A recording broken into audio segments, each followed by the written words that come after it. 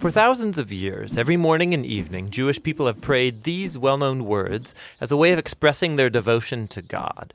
They're called the Shema. Hear, O Israel, the Lord is our God, the Lord is one. And as for you, you shall love the Lord your God with all of your heart, with all of your soul, and with all of your strength. We're going to look at the second key word here. Lord, written in all capital letters. This is the personal name of Israel's God. We first learn the meaning of this name in the story of Moses and the burning bush in the book of Exodus chapter 3. God appears to Moses and he commissions him to liberate the Israelites from slavery. And so Moses wonders, what if people ask the name of the God who has sent me? And so God responds, tell them, Yehwah has sent me to you. Now, that Hebrew word Yehwah means I will be. In other words, God's name means that he is the one who is and who will be. God's existence doesn't depend on anyone or anything else. This God simply is.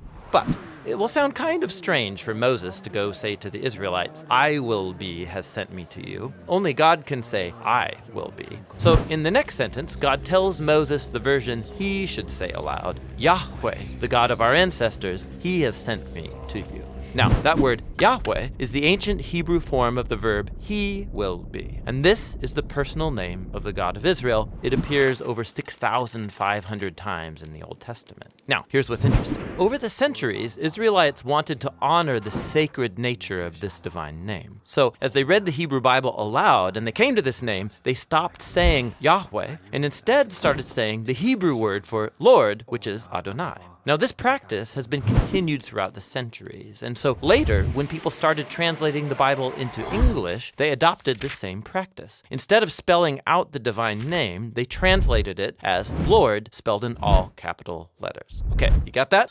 Good, because there's more. Ancient Jewish scribes wanted to prevent anyone from even accidentally saying this name aloud when you read the Hebrew Bible. And so they came up with a visual device to remind you to make sure you say Adonai. They took the 4 consonant letters of the divine name. These letters correspond to our English letters, YHWH. Then they inserted the 3 vowels from the word Adonai and combined these together to create an artificial hybrid word, which if you pronounced it, it would say Yahweh, but no Israelite ever said Yahweh. It's simply a visual reminder to say the word Adonai. Now, it gets more interesting. Much later, Christian scribes came along who didn't know that Yahweh was an artificial word, and so they began to say it aloud and spell it in their writings. This is the word that eventually entered into English as Jehovah. It's a word many people still use today. But the main thing is, the word Lord in all capital letters is an indication of the divine name. Don't confuse it with the word Lord in your English translations that's not in all capital letters. That is the actual Hebrew word Adon, which just means Lord or master. This word can refer to people like kings or the master of a servant, even a shepherd over his sheep. And sometimes biblical authors will use this word to refer to God, like in the phrases, the Lord of all the earth or the Lord of lords. But behind all of these words, Yehova, Lord, Adonai, stands the original divine name of the God of Israel. It refers to the one who was, who is, and who forever will be.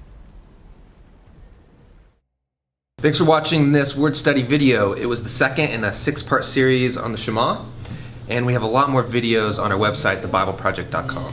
The Bible Project is a nonprofit. It's a crowd-funded endeavor. You can actually help us make all of the future videos. You can find out more and free resources at thebibleproject.com.